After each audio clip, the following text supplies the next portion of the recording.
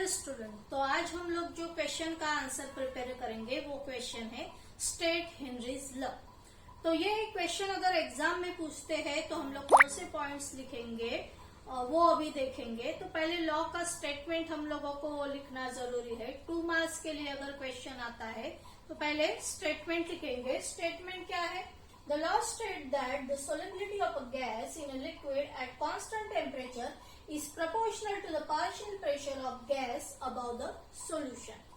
तो ये हो गया हमारा स्टेटमेंट। इन जनरल अगर इसे हेनरीज का जो लॉ है उसे समझना है तो एक कंटेनर हम लोगों ने लिया है जिसमें लिक्विड भी लिया है, गैस भी लिया है, और ये जो गैस है उसके कुछ मॉलिक्यूल लिक्विड में डिसॉल्व फॉर्म में रहेंगे, और जो ऊपर भी स्पेस है तो गैस के मॉलिक्यूल वो ऊपर का जो एरिया है वो भी ऑक्युपाई करेंगे, क्योंकि गैस की टेंडेंसी है to occupy the space.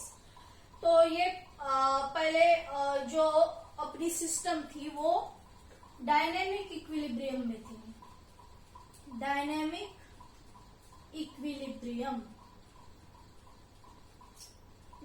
Equilibrium का मीनिंग क्या है कि एक जितने नंबर ऑफ मॉलिक्यूल्स ऊपर जा रहे हैं उतने ही नंबर ऑफ मॉलिक्यूल्स जो है वो नीचे आ रहे हैं, तो उसे बोलेंगे हम the system is in dynamic equilibrium. Secondly हम लोगों ने क्या किया कि ये पिस्टन को डाउनवर्ड डायरेक्शन में पुश किया या प्रेशर अप्लाई किया। पिस्टन यहाँ नीचे चला गया, प्रेशर जो है गैस के ऊपर प्रेशर जो है एक्सर्ट किया गया, तो और ज्यादा गैस के मॉलिक्यूल जो है वो लिक्विड में डिसॉल्व हो गए।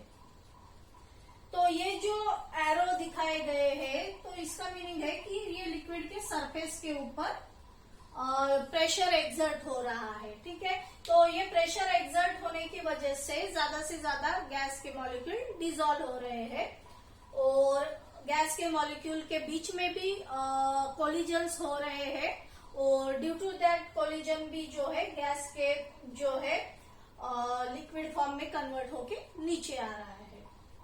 तो ये था एक्सप्लेनेशन का पार्ट। तो हम लोगों को एग्जाम में ये स्टेटमेंट लिखने के बाद कुछ ऐसे सिंपल वे से एक्सप्रेस करके बताएंगे, जैसे solubility is directly proportional to, ठीक है, या जैसे लॉ में बताया है partial pressure of the gas, partial pressure of the gas. ठीक है, सोल्युबिलिटी किसकी? गैस की। Solubility of the gas is directly proportional to partial pressure of the gas. इसके नीचे लिखेंगे mole fraction of the gas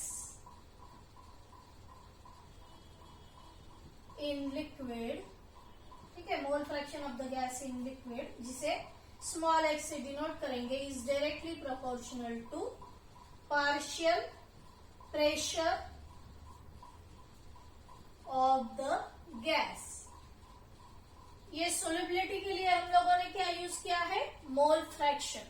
जैसे हेनरी ने उस टाइम पे भी जो कॉन्सेंट्रेशन की टर्म्स है अभी भी जो यूज करते हैं, जैसे मोलैरिटी है, मोलैलिटी है, percentage by mass, percentage by volume, तो उसने कॉन्सेंट्रेशन को मोल फ्रैक्शन की टर्म्स में जो है वो बताया यहाँ। तो उसे मतलब मोल फ्रैक्शन जो है एक तो समझने के लिए भी इजी है, number of moles of solute upon number of moles of solute plus number of moles of solvent. तो इस वे से उसने ये मोल फ्रैक्शन की टर्म जो है वो सिलेक्ट की। तो mole fraction of the gas in liquid x is directly proportional to partial pressure of the gas. इसे ही मैथमेटिकली सिंबल यूज करके कैसे लिखेंगे? P directly proportional to x। तो यहाँ mole fraction is directly proportional to P, तो उसी Henry ने कैसे लिखा? P directly proportional to x। तो बात एक ही है, ठीक है। अगर ये इंक्रीज हो रहा है प्रेशर तो मोल फ्रैक्शन इंक्रीज होगा। इसे सॉल्व करके क्या मिलेगा? P is equal to KHX।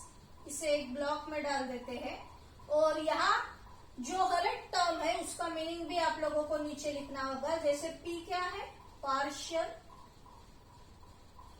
pressure of the gas, partial pressure of the gas. Then KH क्या है? Henry's constant.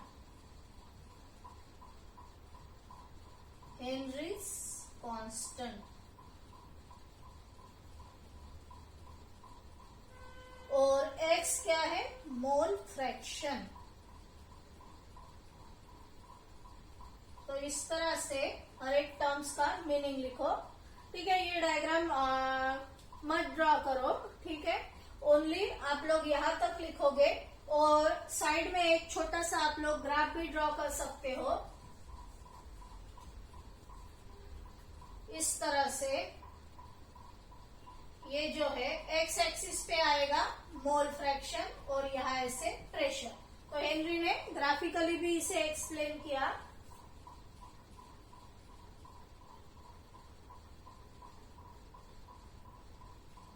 और वो जो ग्राफ मिल रहा था, एक straight line passing through the origin. तो जैसा अपना इक्वेशन है P equal to KH X. ठीक है, तो यहाँ जो KH है वो क्या हो गया? स्लोप हो गया. स्लोप KH हो गया. और ये जो प्रेशर है वो Y एक्सिस पे लेना है. ठीक है, partial pressure of the gas. और X जो है वो मोल फ्रैक्शन जो है वो X एक्सिस पे लेना है. और partial pressure of the gas, ये टर्म क्यों यूज की गई है? हर एक गैस का प्रेशर अलग रहेगा. जैसे हाइड्रोजन, ऑक्सीजन और नाइट्रोजन है, तो वो कितने परसेंटेज में डिसॉल्व हो रहे हैं वो पर्टिकुलर लिक्विड में, तो वो गैस के ऊपर डिपेंड रहता है. इसीलिए हम लोगों को अगर एक गैस को ही डिस्क्राइब करना है या एक गैस के बारे में ही बताना है तो हम लोग वर्ड यूज करते हैं partial pressure of the gas. तो इस तरह से ये क्वेश्चन का आप लोग आंसर लिखोगे. ठीक है, स्टेटमेंट फिर इन शॉर्ट ये लिखो और बाद में मैथमेटिकल वे से एक्सप्रेस करो और एक छोटा ग्राफ भी आप लोग ड्रॉ करोगे. तो इस तरह से ये क्वेश्चन का आंसर जो है वो कंप्लीट हो जाएगा. So thanks for watching this video.